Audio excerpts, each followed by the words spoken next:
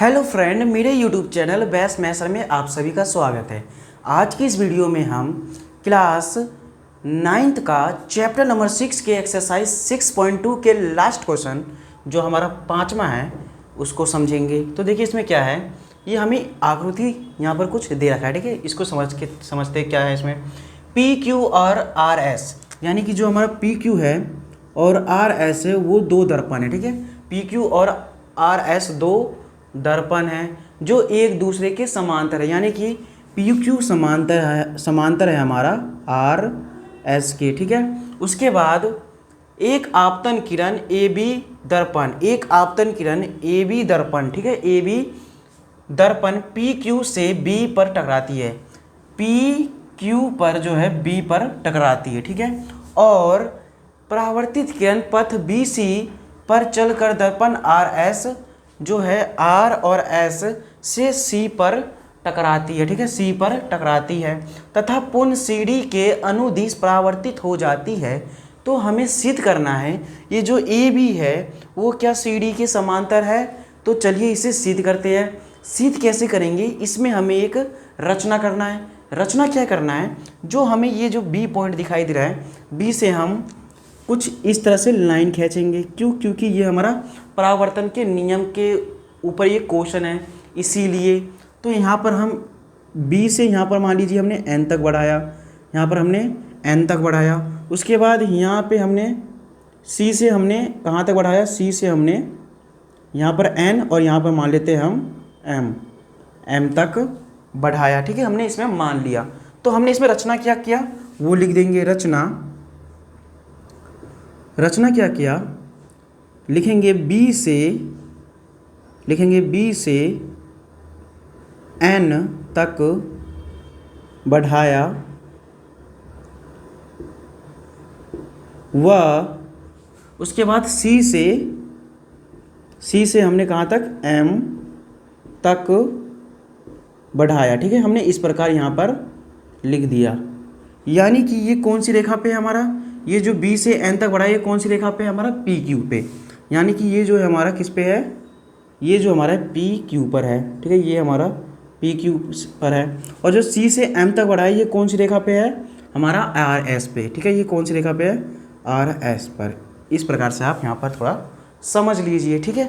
अब उसके बाद देखिए हमने ये कर लिया। उसके बाद हम क्या करेंगे, इसको मान लेते हैं एंगल 1 और इसे मान लेते हैं एंगल 2, ठीक है। इसके बाद इसे मान लेते हैं हम एंगल 3, ठीक है। इसे मान लेते हैं हम एंगल 3 और इसे मान लेते हैं हम एंगल 3 और इसे मान लेते हैं हम एंगल 4। इस तरह से हमने इसको क्या किया, मान लिया, ठीक है। ये एंगल 1, एंगल 2, एंगल 3 और एंगल 4 इस तरह से हमने मान लिया। अब यहाँ पर देखिए, यहाँ पर कुछ आपको समझने की ज़रूरत है। देखिए यहाँ पर ये जो आपको दिखाई दे रहा है एंगल 2 जो है हमारा, एंगल 2 जो है हमारा अपोजिट है एंगल 3। यानी कि यहाँ पर क्या हो रहा है, एंगल 2 और एंगल 3, यानी कि यहाँ पर यहाँ पर क्या हो रहा है, एकांतर अंतःकोण से जो एंगल 2 है बराबर है किसके, एंगल 3 के। किसके कारण, एकांतर अंतःकोण। तो लिख देंगे एंगल 2 बराबर, यहाँ पर लिख देंगे एंगल 2 बराबर एंगल 3, कारण लिख देंगे एकांतर अंतःकोण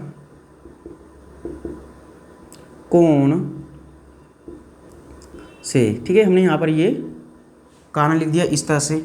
अब देखिए हमने ये कारण लिख दिया। उसके बाद देखिए ये हमारा क्या है, ये हमारा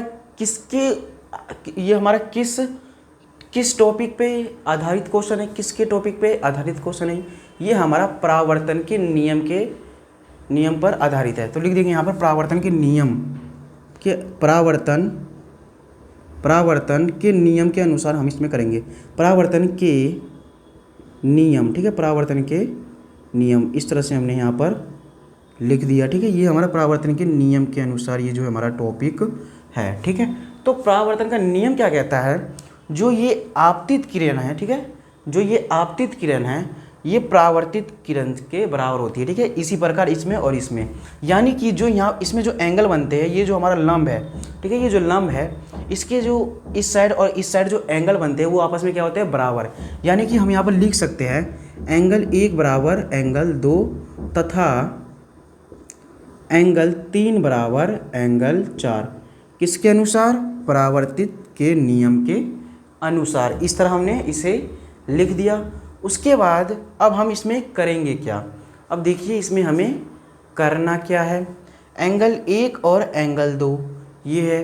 तो देखिए यहाँ पर जो हमारा एंगल 1 है, ठीक है, एंगल 1 यानी कि जो ये हमारा एंगल 1 है, ठीक है, ये हमारा एंगल जो 1 है ये किसके बराबर है? एंगल 1 जो होगा एंगल 4 के बराबर होगा, ठीक है। एंगल 1 जो होगा हमारा किसके?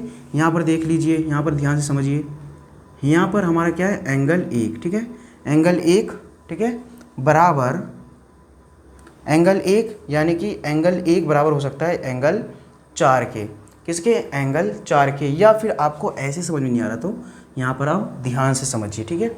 आपको दोबारा समझाने की कोशिश करते थे कुछ और मेथड से। जैसे कि देखिए यहाँ पर ये जो हमारा एंगल 2 है ये किसके बराबर हो जाएगा? एंगल 4 के। क्यों? क्योंकि यहाँ पर जो है ये दोनों हमारा क्या है? परावर्तित नियम के अनुसार है। तो यहाँ पर देखिए ये जो हमारा एंगल 2 है, ठीक है, बराबर के इस साइड में, और ये जो एंगल 4 है बराबर के इस साइड में, ये आपस में क्या है? बराबर है। तो यहाँ पर लिख देंगे एंगल 2 बराबर एंगल 4। इस तरह से हमने इसको लिख दिया, ठीक है। अब इसमें हम क्या करेंगे? अब इसमें क्या करेंगे? हम कुछ लॉजिक लगाएंगे, ठीक है। लॉजिक क्या लगाएंगे? इन दोनों में हम 2 से गुना कर देंगे तो ये हो जाएगा 2 एंगल 2 और इसमें भी हो जाएगा 2 एंगल 4। ये हमें इसके आंसर के लिए ऐसा करना पड़ेगा, ठीक है। ये हमारा जो है परावर्तन के नियम के अनुसार जो है ये क्वेश्चन है। तो देखिए ये हो गया। उसके बाद हम ये 2 एंगल 2 को क्या लिख सकते हैं? यानी कि इसे हम 2 बार लिख सकते हैं, एंगल 2 प्लस एंगल 2। तो लिख देंगे एंगल 2 प्लस एंगल 2 बराबर, उसके बाद इसको हम क्या लिख सकते हैं? Angle 4 plus angle 4। इस तरह से हम इसे लिख सकते हैं, ठीक है। अब देखिए एंगल 2 के जगह हम एंगल 1 भी लिख सकते हैं। तो यहाँ पर हम एंगल 1 लिख देंगे 1, फिर प्लस एंगल 2 बराबर एंगल 4 की जगह हम यहाँ पर देखिए एंगल 4 की जगह हम क्या लिख सकते हैं? एंगल 3 भी लिख सकते हैं। तो लिख देंगे एंगल 3, यहाँ पर लिख देंगे हम क्या लिख देंगे? Angle 3 plus angle 4। इस तरह से हमने इसको लिख दिया, ठीक है। अब यहाँ पर ध्यान से समझना, ये हमने लिख दिया। अब इसको हम क्या लिख सकते हैं? इसे हम क्या लिख सकते हैं? ठीक है, तो देखेंगे ये और ये है, ठीक है। इसको हम क्या लिख सकते हैं? जैसे ये एंगल 1 और प्लस एंगल 2, यानी कि ये जो है हमारा ABN, ठीक है, ABN और NBC, ये दोनों का ये जो हमारा योग है इसका योग क्या हो जाएगा? ABC। इसका क्या हो जाएगा? एंगल, यहाँ पर कर लेते हैं हम, इसका योग क्या हो जाएगा? एंगल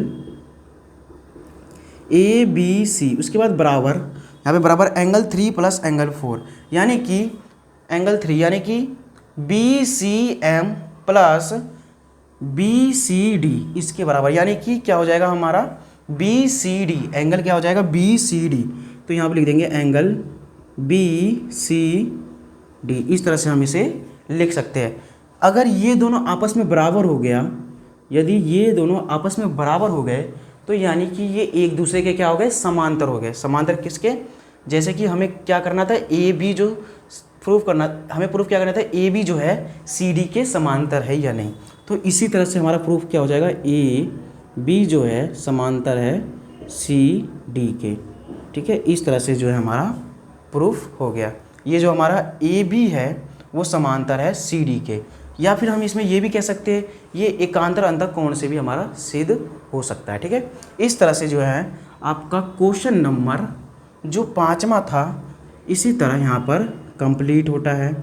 यहाँ पर क्या हो गया आपका? ये जो क्वेश्चन नंबर 5 और ये जो चैप्टर 6 था इसी तरह यहाँ पर कंप्लीट हुआ, ठीक है। अब मिलेंगे चैप्टर 7 में। और आपको हम बता दें ये जो एक्सरसाइज 6.2 है, ठीक है। इसके बाद 6.3 भी था 2023 या 2022 में, लेकिन ये जो सिलेबस चल रहा है ये 2024 के अकॉर्डिंग चल रहा है, ये आपको पता होना चाहिए। तो इसी के साथ हमारा चैप्टर जो 6 है वो ख़त्म हुआ। अब हम मिलेंगे नेक्स्ट वीडियो में।